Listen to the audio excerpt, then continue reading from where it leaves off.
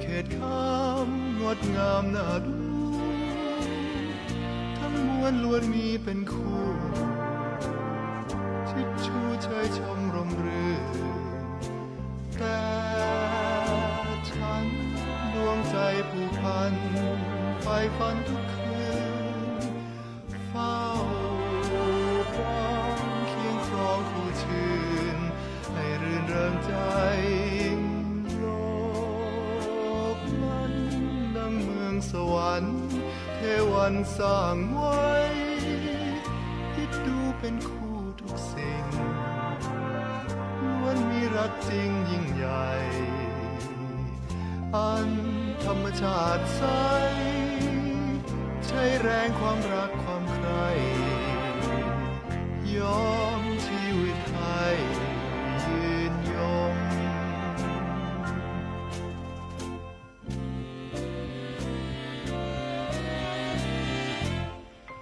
อยู่เดียวเปลี่ยวใจหาไทยไฟ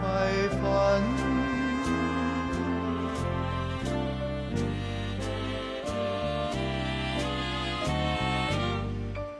เดชกามเทพพันผูกใจ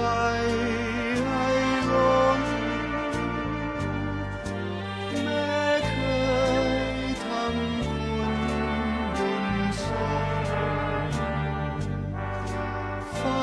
คงปราณีดี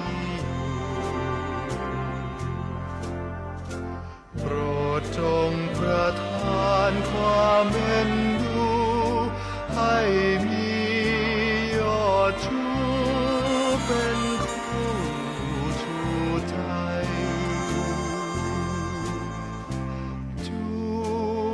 บวันที่ว่าเชิดฉันตะวันสดใสฟ้าดลบันดาลรักให้สมดังดวงใจมุ่งมั่นเฝ้าวอนพระทรงเสกพรไหว้วอนทุกวันโศกสูญดวงใจอาถรรพ์ตื่นตันบุราจวบวันราตรีเฉิดฉันดวงจันทร์แจ่มฟ้าพบความรักดังใจมันเหมือนเดือนตะวันกลางลาสมพรจากฟ้าพระทรงประทานปวงข้าชีวิตในลายืนยง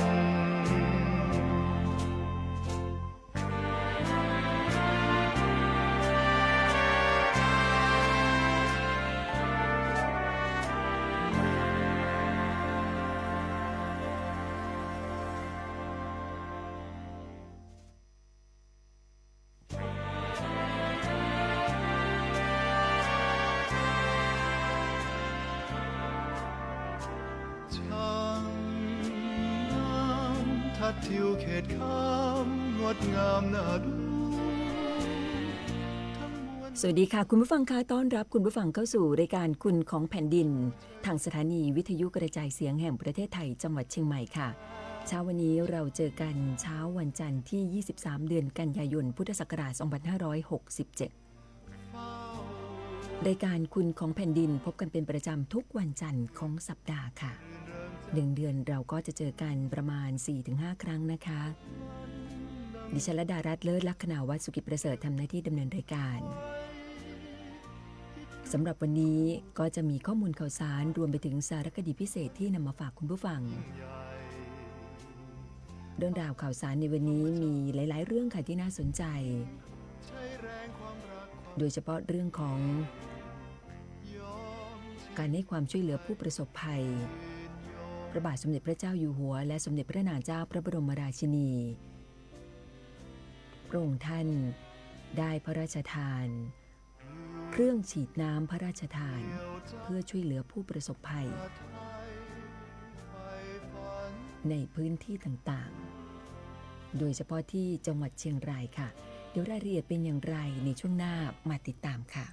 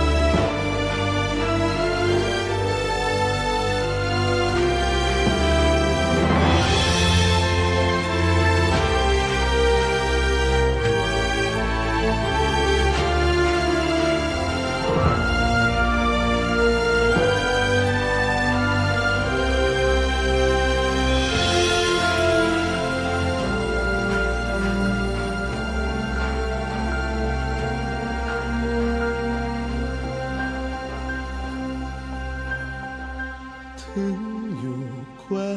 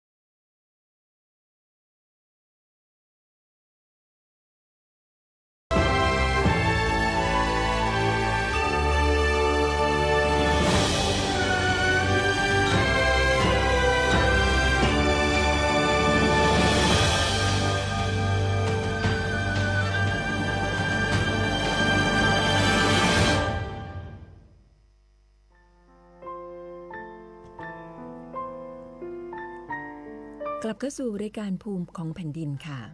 คุณของแผ่นดินวันนี้ข้อมูลข่าวสารที่นำมาฝากกันซึ่งก่อนหน้านี้เราจะเห็นความเดือดร้อนของประชาชนผู้ประสบภัยในหลายๆพื้นที่เมื่อวันที่ 21 กันยายน พุทธศักราช 2567 พระบาทสมเด็จพระเจ้าอยู่หัวและสมเด็จพระนางเจ้าพระบรมราชินีเสด็จออกณพระที่นั่งอัมพรสถานพระราชวังดุสิตพระราชทานพระบรมราชวโรกาสให้พลเอกทรงวิทย์หนุนภักดี ผู้บัญชาการทหารสูงสุดและพลโทนพดลปิ่นทองรองผู้บัญชาการหน่วยบัญชาการทหารพัฒนากองบัญชาการกองทัพไทยเฝ้าทูลละอองธุลีพระบาทรับพระราชทานเครื่องฉีดน้ำแรงดันสูงพร้อมอุปกรณ์ประกอบจำนวน100 ชุดค่ะเพื่อนำไปช่วยเหลือในการฟื้นฟูทำความสะอาดบ้านเรือนราษฎรที่ประสบอุทกภัยอย่างรุนแรงในพื้นที่อำเภอแม่สายและอำเภอเมืองเชียงรายจังหวัดเชียงรายพระบาทสมเด็จพระเจ้าอยู่หัวและสมเด็จพระนางเจ้าพระบรมราชินี ทรงห่วงใยราษฎรที่ประสบอุทกภัยอย่างรุนแรงในพื้นที่อำเภอแม่สาย และอำเภอเมืองเชียงรายจังหวัดเชียงราย และพระราชทานกระแสทรงชื่นชม และพระราชทานกำลังใจแก่จิตอาสาทุกภาคส่วน ที่ได้ร่วมกันให้ความช่วยเหลือประชาชนผู้ประสบภัยได้อย่างทันท่วงทีและสามารถบรรเทาสถานการณ์ให้คลี่คลายลงได้ตามลำดับค่ะปัจจุบันนี้ปริมาณน้ำเริ่มลดลง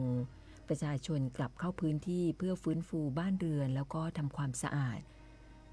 แต่ยังคงเป็นไปอย่างยากลำบากเนื่องจากว่าเราจะเห็นภาพข่าวนะคะว่ามีดินโคลนที่มากับน้ำเป็นจำนวนมากทับถมอยู่และขาดแคลนเครื่องมือและอุปกรณ์ที่จำเป็นในการทำความสะอาดและฟื้นฟูบ้านเรือน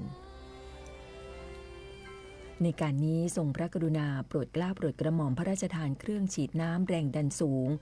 พร้อมกับอุปกรณ์ประกอบจำนวน100 ชุดให้แก่กองบัญชาการกองทัพไทยโดยหน่วยบัญชาการทหารพัฒนาสำหรับนำไปช่วยเหลือราษฎรที่ประสบอุทกภัยซึ่งเป็นอุปกรณ์ที่สำคัญที่ช่วยทุ่นแรงในการทำความสะอาดและฟื้นฟูบ้านเรือนราษฎรที่สาธารณประโยชน์ที่วัดถนนหนทางต่างๆและก็สถานที่ราชการเพื่อช่วยบรรเทาความเดือดร้อนและช่วยให้สถานการณ์นั้นกลับสู่สภาวะปกติโดยเร็วค่ะหลังจากที่ทั้งสองพระองค์พระราชทานเครื่องฉีดน้ำเมื่อวานนี้ค่ะพลเอกทรงวิทย์หนุนภักดีผู้บัญชาการทหารสูงสุดได้ลงตรวจเยี่ยมพื้นที่ประสบภัยแล้วก็ได้นำเครื่องฉีดน้ำแรงดันสูงพระราชทานจำนวน100 เครื่องเข้าไปในพื้นที่เพื่อปฏิบัติภารกิจล้างโคลนตะกอนในพื้นที่ตรอกซอกซอยแล้วก็ถนนเส้นทางสัญจรตลอดจนบ้านเรือนประชาชนอย่างต่อเนื่องซึ่งได้สร้างรอยยิ้มให้แก่ประชาชนในพื้นที่เป็นอย่างมากนับเป็นพระมหากรุณาธิคุณอย่างหาที่สุดมิได้ต่อประสบนิกรปวงชนชาวไทยและเหล่าทหารทุกนายค่ะช่วงนี้เราพักกันอีกสักครู่หนึ่งค่ะคุณผู้ฟังเดี๋ยวช่วงหน้ากลับมาติดตามสารคดีพิเศษมีหลายเรื่องเลยนะคะที่วันนี้นำมาเสนอให้คุณผู้ฟังได้ติดตามกันเดี๋ยวสักครู่ค่ะติดตามกันในสารคดีพิเศษที่ได้เตรียมไว้ช่วงนี้พักกันสักครู่ติดตามฟังงานเพลงภูมิแผ่นดินก่อนค่ะหวังบันดาลให้ที่ในยุ้งช้างมีข้าวน้ำรินดินดีใครเล่าทุกใดเหินไปบรรเทาด้วยพระบาทเกือบศตวรรษถ้านำไทยทั้งชาติคนไทยแผ่นดินทินเมืองทองผ่านพ้นโพยภัยเมืองนองพระทรงคุ้มครองไทยไว้ตะเป็นพลังแผ่นดินสมานพลังชีวิตของชนชาวไทยอุ่นใจไพร่ฟ้าพระคุณยาเกิดไทยภูมิพลมหาราชา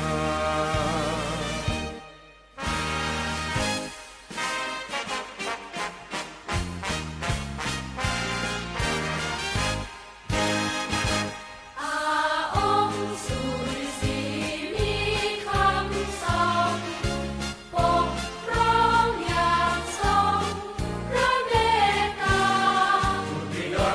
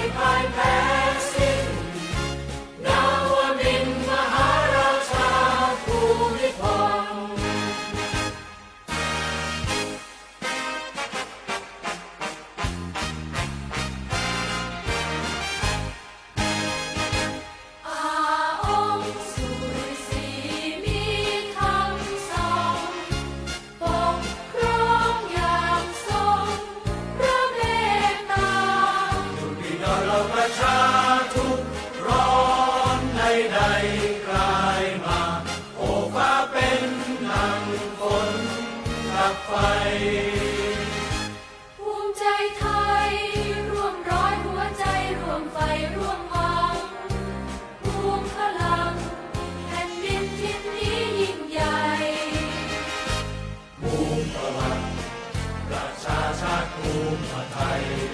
ภาคภูมิประชาชัยภูมิพลังแผ่นดินเถิดไทยนบน้อมเถิดทูลท่านเหลือกล้าวสรานนานเนาหากไทยสุขล้ำสุขยิ่งเกิดแรงพิพัฒน์เกตภัยพ่ายแพ้สิ้นนาวมินทร์มหาราชาภูมิพล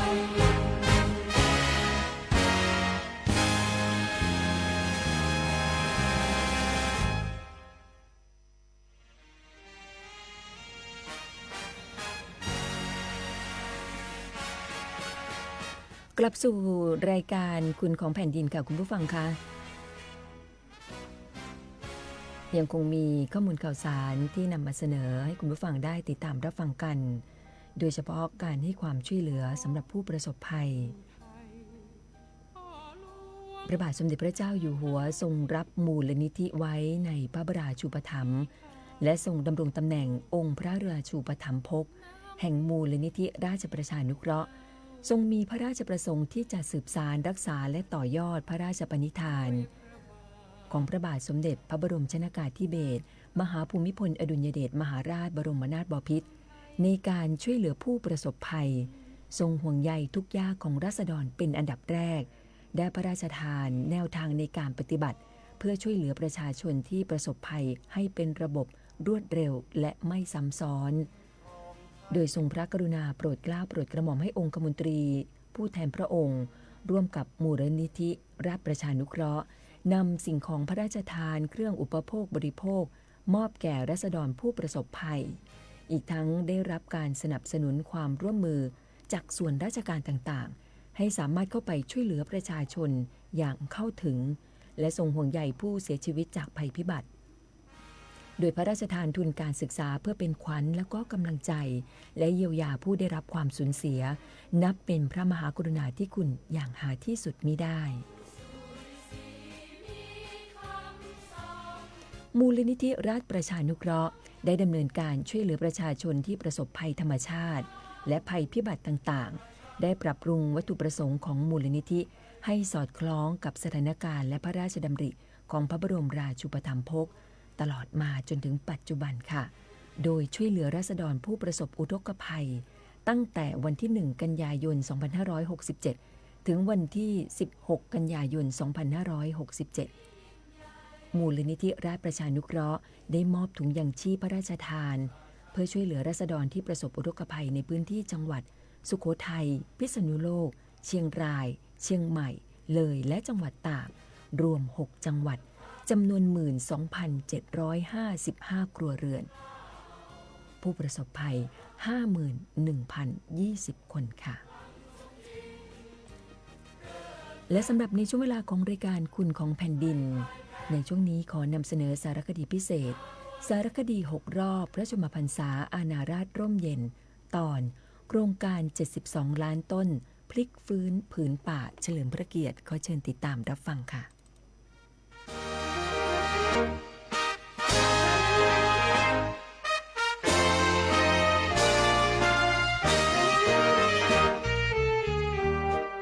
โครงการ72ล้านต้นพลิกฟื้นผืนป่าเฉลิมพระเกียรติสภาพภูมิอากาศที่เปลี่ยนแปลงไปจากเดิมหรือภาวะโลกร้อนที่เกิดขึ้นในปัจจุบันส่งผลกระทบไปทั่วโลกเห็นได้จากภัยพิบัติทางธรรมชาติที่เกิดขึ้นในภูมิภาคต่างๆที่นับวันจะทวีความรุนแรงขึ้นสภาพอากาศที่แปรปรวนอย่างสุดขั้วส่งผลกระทบต่อการดำรงชีวิตของผู้คนและการประกอบอาชีพโดยเฉพาะด้านการเกษตรพระบาทสมเด็จพระเจ้าอยู่หัวทรงตระหนักถึงปัญหาดังกล่าวจึงทรงตั้งพระราชปณิธานในการสืบสานรักษาและต่อยอดโครงการอันเนื่องมาจากพระราชดำริของสมเด็จพระบรมชนกนาถและสมเด็จพระบรมราชชนนีในการดูแลรักษาทรัพยากรธรรมชาติของประเทศทั้งดินน้ำและป่าไม้ในปี 2543 เมื่อครั้งตามเสด็จสมเด็จพระบรมราชชนนีพันปีหลวงไปทรงงานที่จังหวัดยโสธรได้พระราชทานพระราชดำริให้พัฒนาและปรับปรุงพื้นที่หนองอึ่งที่บ้านคำน้ำสร้างตำบลค้อเหนือรวมถึงฟื้นฟูสภาพป่าโดยรอบพื้นที่กว่า 3,000 ไร่ให้ราษฎรเข้ามามีส่วนร่วม ด้วยความร่วมมือร่วมใจของทุกฝ่ายสภาพป่าที่เสื่อมโทรมจึงกลับคืนความอุดมสมบูรณ์ได้ดังเดิมทุกวันนี้ราษฎรได้ใช้ประโยชน์เป็นแหล่งอาหารและต่อยอดสร้างรายได้จากการขายผลผลิตจากป่าทั้งเห็ดและพืชอาหารนานาชนิดได้ตลอดทั้งปีนับเป็นแบบอย่างแนวทางแก้ไขปัญหาที่ยั่งยืนโดยแท้เนื่องในโอกาสพระราชพิธีมหามงคลเฉลิมพระชนมพรรษา6 รอบ28 กรกฎาคม 2567รัฐบาลจึงจัดโครงการ72 ล้านต้นพลิกฟื้นผืนป่าเฉลิมพระเกียรติพระบาทสมเด็จพระเจ้าอยู่หัวขึ้นโดยเชิญชวนหน่วยงานภาครัฐภาคเอกชนและประชาชนทั่วประเทศร่วมกันปลูกป่าและบำรุงรักษาต้นไม้72 ล้านต้นเพื่อคืนความอุดมสมบูรณ์ให้กับธรรมชาติคืนอากาศสะอาดให้กับประชาชนลดภาวะโลกร้อนถวายเป็นพระราชกุศลโดยกระทรวงทรัพยากรธรรมชาติและสิ่งแวดล้อมจะจัดหาพื้นที่ในการปลูกรวมทั้งจัดหาพันธุ์กล้าไม้แจกจ่ายให้แก่หน่วยงานและประชาชนตามความเหมาะสมของแต่ละพื้นที่นอกจากนี้ประชาชนยังสามารถนำกล้าไม้ไปปลูกในพื้นที่ของตนเองเพื่อเป็นทรัพย์สินที่มีมูลค่าในอนาคตโดยติดต่อขอรับพันธุ์กล้าไม้ได้ที่สำนักงานทรัพยากรธรรมชาติและสิ่งแวดล้อมจังหวัดศาลากลางจังหวัดหรือที่ศูนย์เพาะชำกล้าไม้จังหวัดทุกจังหวัดตั้งแต่บัดนี้เป็นต้นไป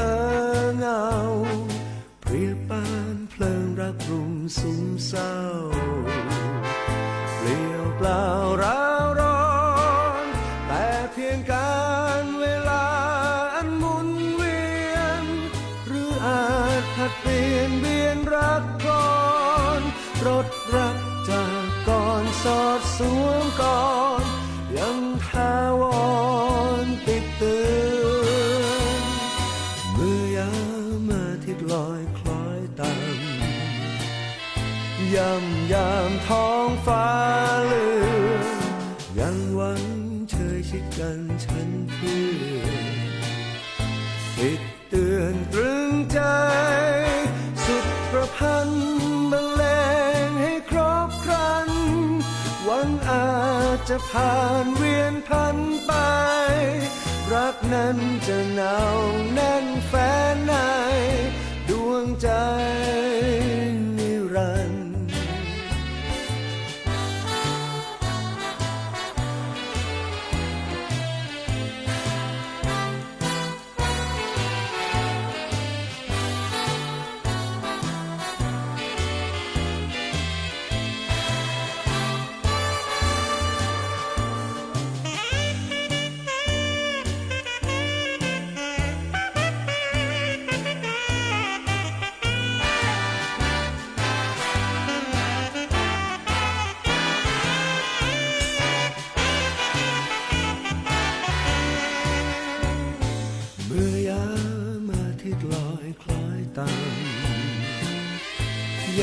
ยามท้องฟ้าเลือนยังหวังเชยชิดกันฉันเพื่อนติดเตือนตรึงใจสุดประพันธ์บรรเลงให้ครบครันวันอาจจะผ่านเวียนพันไป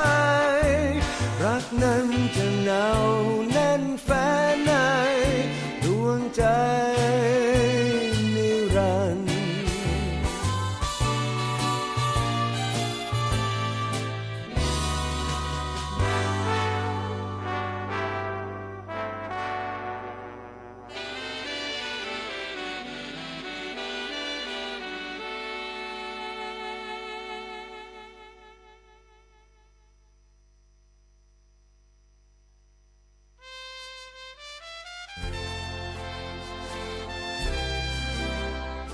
เกิดเป็นคนไทยเติบโตบนผืนแผ่นดินไทยจงภูมิใจในความเป็นไทย ชาติไทยเรานั้นนับเป็นชาติที่มีความเป็นมาเก่าแก่ยาวนานเรามีภาษาวัฒนธรรมและมีสิ่งต่างๆที่เป็นเอกลักษณ์ให้เราได้ภาคภูมิใจในความเป็นคนไทยเราควรเห็นคุณค่าและมีความรักชาติหวงแหนแผ่นดินอันเป็นมรดกของบรรพชนร่วมภาคภูมิใจในความเป็นไทยโดยสำนักประชาสัมพันธ์เขต 3 กรมประชาสัมพันธ์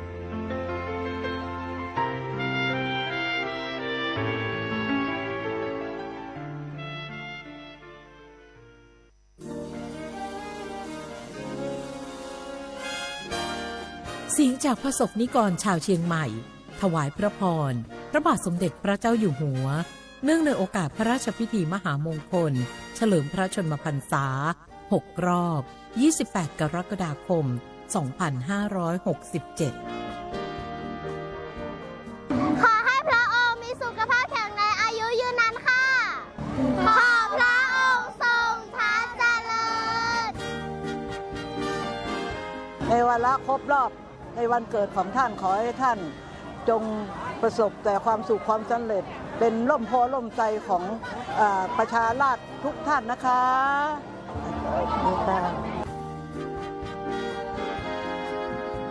ขอให้พระองค์มีสุขภาพพลานามัยที่แข็งแรงและเป็นมิ่งขวัญของปวงชนชาวไทยตราบนานเท่านานพวกเราในนามบริษัทโตโยต้าลิสจำกัดโรงแรมเชียงใหม่แกรนด์วิวโปรโมด้าแอนด์เจคู่ลิสเชียงใหม่จำกัด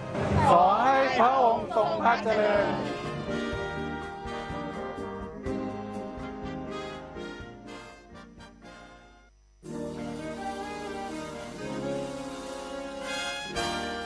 เสียงจากพระสงฆ์นิกรชาวเชียงใหม่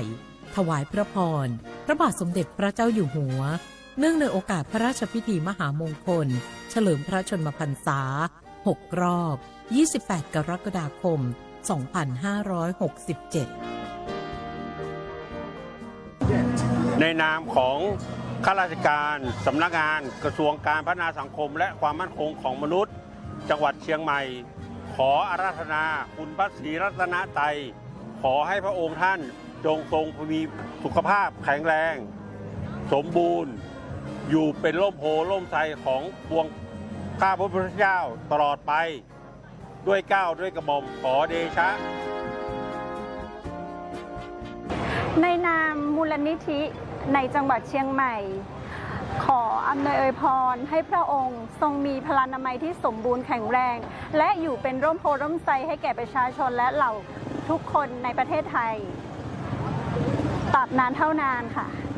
ขอพระองค์ทรงพระเจริญขอพระองค์ทรงพระเจริญขอพระองค์ทรงพระเจริญ เนื่องในปีมหามงคลนี้นะคะขอให้พระบาทสมเด็จพระเจ้าอยู่หัวทรงมีพระพลานามัยที่สมบูรณ์แข็งแรงขอพระองค์ทรงพระเจริญค่ะ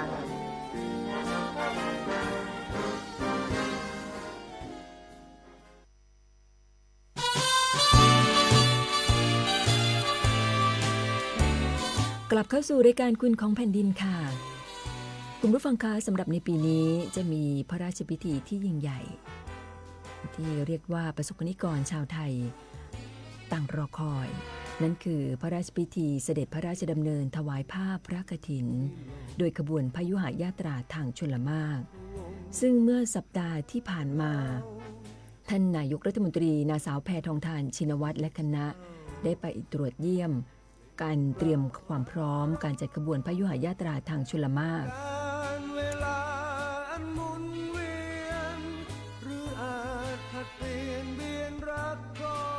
การไปตรวจดูความพร้อมในครั้งนี้ได้เดินทางไปยังวัดอรุณราชวรารามราชวรมหาวิหารก็คือเดินทางจากท่าวสุกรีไปยังวัดเพื่อรับชมขั้นตอนการปฏิบัติในการรับเสด็จพระราชดำเนินและการซ้อมเป็นรูปขบวนเรือในแม่น้ำเจ้าพระยาครั้งที่ 7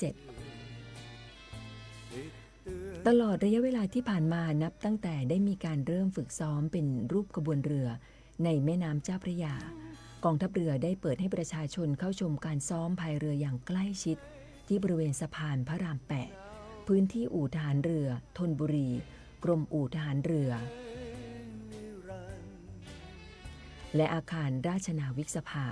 โดยมีประชาชนทั้งชาวไทยและต่างประเทศให้ความสนใจการซ้อมรวมถึงการเข้าเยี่ยมชมเรือพระราชพิธีเป็นจำนวนมากค่ะซึ่งถือว่าเป็นการแสดงถึงความจงรักภักดีต่อสถาบัน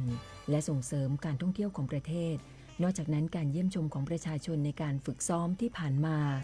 ตลอดจนการเยี่ยมชมของท่านนายกรัฐมนตรีจะทำให้กำลังพลของกองทัพเรือนั้นมีขวัญกำลังใจและตั้งใจในการฝึกซ้อมอย่างเต็มที่คุณผู้ฟังคะกองทัพเรือได้จัดการฝึกย่อยเป็นรูปขบวนเรือในแม่น้ำเจ้าพระยาจำนวน10 ครั้ง10 ครั้งที่ผ่านมาก็มีตั้งแต่เดือนสิงหาคมวันที่1วันที่8วันที่15วันที่22นี่คือในเดือนสิงหาคมได้ฝึกซ้อมไป4 ครั้งเดือนกันยายนค่ะวันที่3วันที่12วันที่19และวันที่26อีก4 ครั้งและในเดือนตุลาคม2 ครั้งด้วยกันนั่นคือวันที่3และวันที่10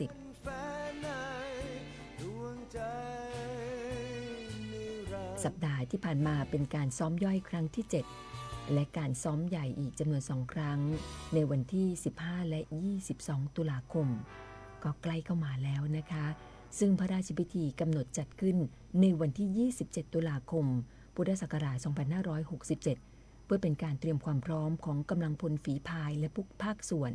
รวมถึงเพื่อให้การจัดงานในครั้งนี้เป็นไปด้วยความเรียบร้อยสง่างามและสมพระเกียรติค่ะและสำหรับในช่วงนี้ทางสถานีขอนำเสนอสารคดีพิเศษสารคดีเรือพระราชพิธี5กำลังพลในขบวนพยุหญาตราทางชลมารเครื่องอาภรณ์พันอันงดงามและความพร้อมเพรียงของเหล่ากำลังพลนับเป็นองค์ประกอบสำคัญที่ทำให้ขบวนพยุหญาตราทางชลมาร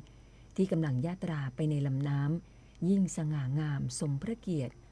ความยิ่งใหญ่ของริ้วขบวนพยุหญาตราทางชลมารจะมีความสวยสดงดงามอย่างไรแสดงถึงแสนยานุภาพของเหล่าทหารกล้าอย่างไรตลอดจนพระบรมเดชานุภาพของสมเด็จพระมหากษัตริยาธิราชผู้ทรงเป็นจอมทัพไทยเราไปติดตามสารคดีเรื่องนี้กันค่ะสารคดีเรือพระราชพิธี5กำลังพลในขบวนพยุหญาตราทางชลมารขอเชิญติดตามรับฟังค่ะ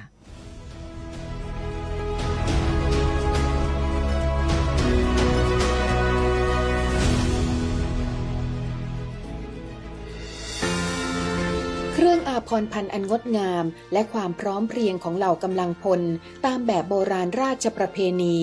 นับเป็นองค์ประกอบสำคัญที่ทำให้ขบวนพยุหญาตราทางชลมารที่กำลังญาตราไปในลำน้ำยิ่งสง่างามสมพระเกียรติเอกสารประวัติศาสตร์ประเภทต่างๆได้พรรณนาตำแหน่งหน้าที่และรูปแบบเครื่องแต่งกายของกำลังพลประจำเรือพระราชพิธีแต่ละลำในขบวนพยุหญาตราทางชลมารไว้อย่างละเอียดเช่นลีลิศกระบวนแห่พระกฐินพยุหญาตราทางสถลมารและทางชลมารพระนิพนธ์สมเด็จพระมหาสมณเจ้ากรมพระปรมานุชิตชิโนรส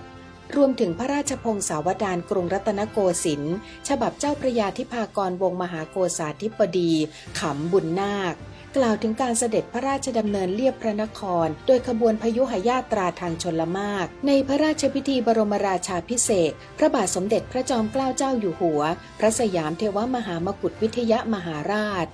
ตำแหน่งหน้าที่และรูปแบบเครื่องแต่งกายของกำลังพลประจำเรือพระราชพิธีในปัจจุบัน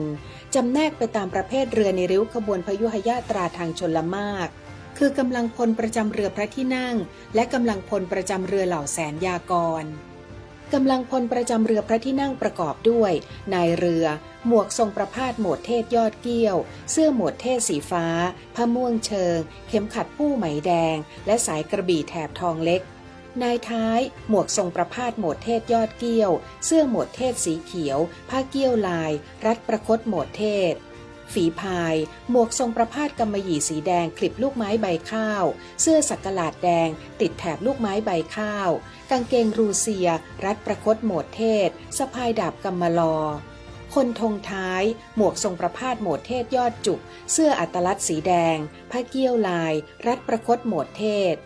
คนสัญญาณหมวกหูกระต่ายแดงติดแถบลูกไม้ใบข้าวเสื้อขี้ไหมผ้าเกี้ยวลายรัดประคตโหมดเทศถือผู้หางนกยูง คนเหขานยาวหมวกทรงประพาสโหมดเทศยอดเกี้ยวเสื้อโหมดเทศสีชมพูผ้าเกี้ยวลายรัดประคตโหมดเทศคนถือฉัตรหมวกลอมพอกเหยี่ยวแดงเสื้อเข้มขาบไหมกางเกงมัสรูไหมรัดประคตโหมดเทศเฉพาะเรือพระที่นั่งอนันตนาคราชจะมีเจ้าพนักงานเชิญพระกลดหักทองขวางบังสูรและพัดโบกสวมลอมพอกเสื้อนอกขาวแบบราชการคลุมเสื้อเทวดาแถบใหญ่นุ่งผ้าม่วงเชิงในส่วนของเรือเหล่าแสนยากรมีรายละเอียดตำแหน่งหน้าที่และรูปแบบเครื่องแต่งกายของกำลังพลประจำเรือคล้ายกันดังนี้ในเรือหมวกทรงประพาสกำมะหยี่สีดำยอดแหลมเสื้อโหมดเทศสีฟ้าผ้าม่วงเชิงเข็มขัดปู้ไหมแดงและสายกระบี่แถบทองเล็กนายท้ายหมวกทรงประพาสโหมดเทศยอดเกี้ยวเสื้อโหมดเทศสีเขียวผ้าเกี้ยวลายรัดประคตโหมดเทศคนธงท้ายหมวกหูกระต่ายคลิปลูกไม้ใบข้าวเสื้อเข้มขาบไหมผ้าเกี้ยวลายรัดประคตโหมดเทศคนสัญญาณหมวกหูกระต่ายแดงติดแถบลูกไม้ใบข้าวเสื้อขี้ไหมผ้าเกี้ยวลายรัดประคตโหมดเทศคนกระทุ้งเศร้าหมวกหูกระต่ายแดงคลิปลูกไม้ใบข้าวเสื้ออัตลัดแดงผ้าเกี้ยวลายรัดประคตโหมดเทศที่แตกต่างกันเป็นส่วนของฝีพายเรือแต่ละลำเช่นฝีพายประจำเรือรูปสัตว์ทั้ง8ลำหมวกสังกะสีลายยันเสื้อเสนากุฏกางเกงริ้วรัดประคตแดงดอกขาวฝีพายประจำเรือเอกชัยเหินหาวและเรือเอกชัยหลาวทองหมวกหูกระต่ายแดงคลิปลูกไม้ใบข้าวเสื้อขาวคลิปคอข้อมือเหลืองแดงกางเกงริ้วทางแดงรัดประคตแดงดอกขาวฝีพายประจำเรืออีเหลืองและเรือแตงโมหมวกหูกระต่ายน้ำเงินคลิปเหลืองเสื้อขาวคลิปคอข้อมือน้ำเงินกางเกงผ้าสีน้ำเงินรัดประคตน้ำเงินดอกขาวความยิ่งใหญ่ของริ้วขบวนพยุหญาตราทางชลมารอันกอบด้วยความงดงามของนาวาสถาปัตยกรรมเครื่องอาภรณ์พันและเหล่ากำลังพลที่ญาตราขบวนโดยพร้อมเพรียงนั้นย่อมแสดงถึงแสนยานุภาพของเหล่าทักแกล้วทหารตลอดจนพระบรมเดชานุภาพของสมเด็จพระมหากษัตริยาธิราชพระผู้ทรงเป็นจอมทัพไทยให้ปรากฏสืบไป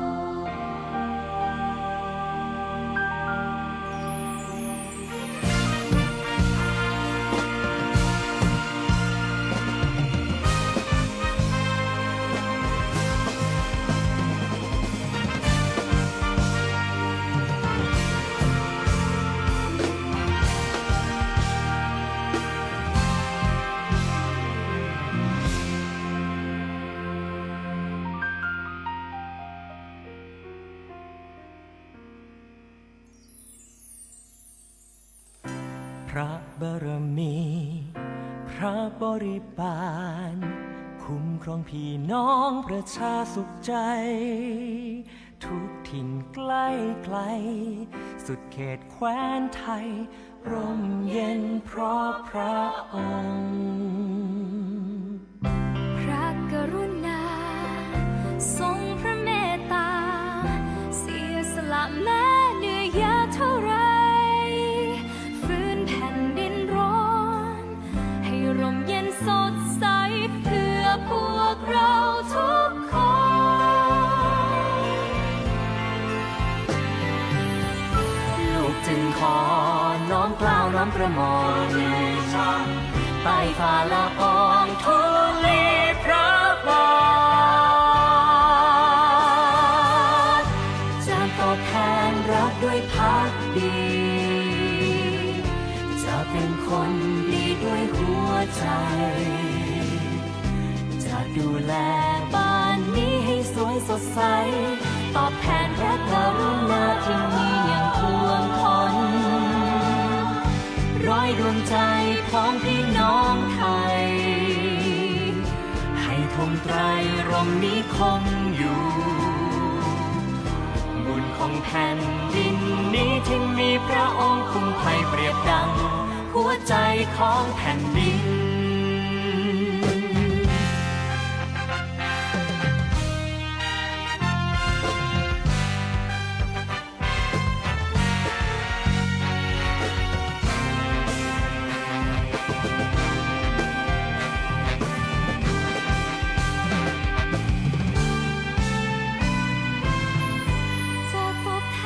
จะตอบแทนรักด้วยภักดี จะเป็นคน จะ ดี เป็นคนดีด้วยหัวใจ จะดูแลบ้านนี้ให้สวยสดใส ตอบแทนพระกรุณาที่มีอย่างท่วมท้น ร้อยดวงใจพ้องพี่น้องไทย ให้ธงไตรรงค์นี้คงอยู่บนของแผ่นดินนี้ที่มีพระองค์คุ้มภัยเปรียบดังหัวใจของแผ่นดินร้อยดวงใจพ้องพี่น้องไทยให้ธงไตรรงค์นี้คงอยู่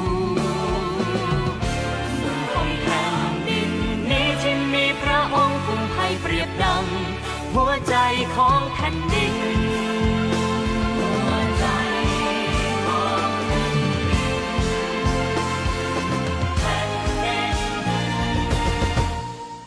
หัวใจของแผ่นดิน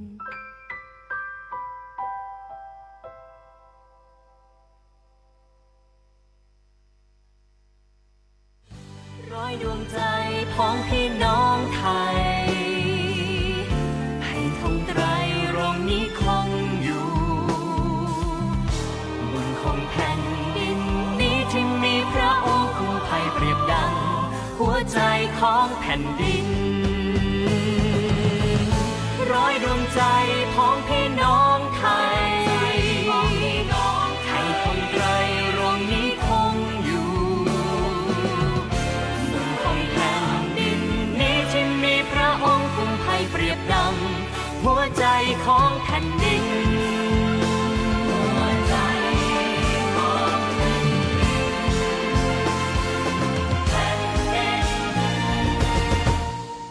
หัวใจของแผ่นดิน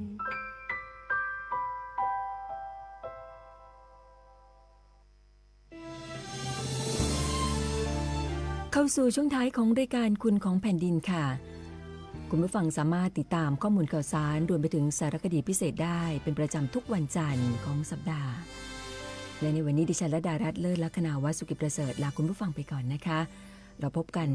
3คลื่นความถี่ FM 93.25 เมกะเฮิรตซ์ AM 639 กิโลเฮิรตซ์และ AM 1476 กิโลเฮิรตซ์สำหรับวันนี้สวัสดีค่ะขอถวายเทิดพระเกียรติด้วยจงรักและภักดีแด่ราชวงศ์จักรีของพระราชาคือหลักชัยของแผ่นดินผู้ทรงเปี่ยมพระเมตตาเป็นมิ่งขวัญปวงประชาทะสถิตในดวงใจทรงนำความร่มเย็นทรงเป็นจอมปราชญ์ที่ยิ่งใหญ่เป็นบุญของเราพ้องชาวไทย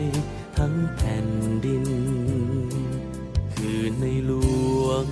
ผู้ทรงปิดทองหลังพระคือในหลวงผู้ทรงครองแผ่นดินโดยธรรมขอพระองค์ทรงพระเจริญขอพระองค์ทรงพระเจริญถวายสดุดีสรรเสริญขอจงทรงพระเกษมสำราญขอพระองค์ทรงพระเจริญน้อมใจกายถวายก้มกราบกรานทรงพระเจริญยิ่งยืนนานในหลวงรัชกาลที่10เราจะสืบสานรักษาและต่อยอดและบำเพ็ญดินโดยทำเพื่อประโยชน์สุขแห่งอาณาราษฎรตลอดไป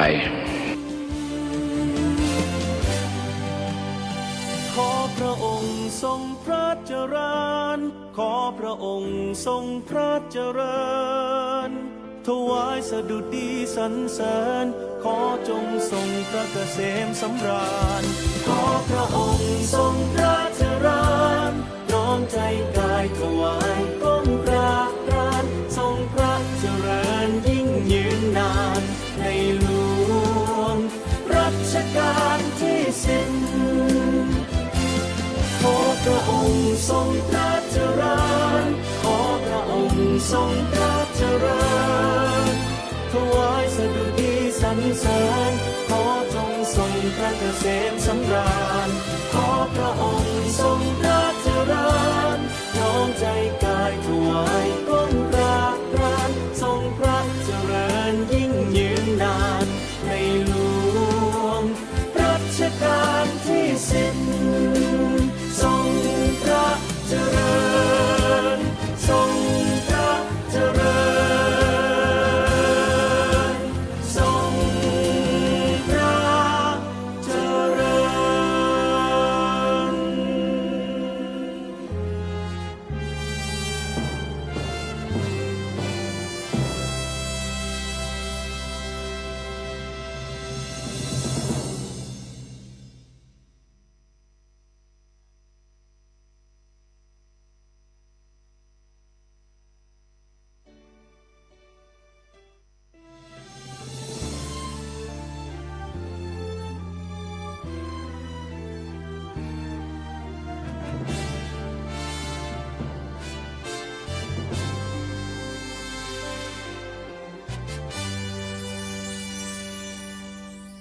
คือเอกองค์จอมทัพไทยผู้สถานีวิทยุกระจายเสียงแห่งประเทศไทยและเครือข่ายทั่วประเทศเสนอข่าวต้นชั่วโมงรู้เร็วรู้จริงเกาะติดทุกสถานการณ์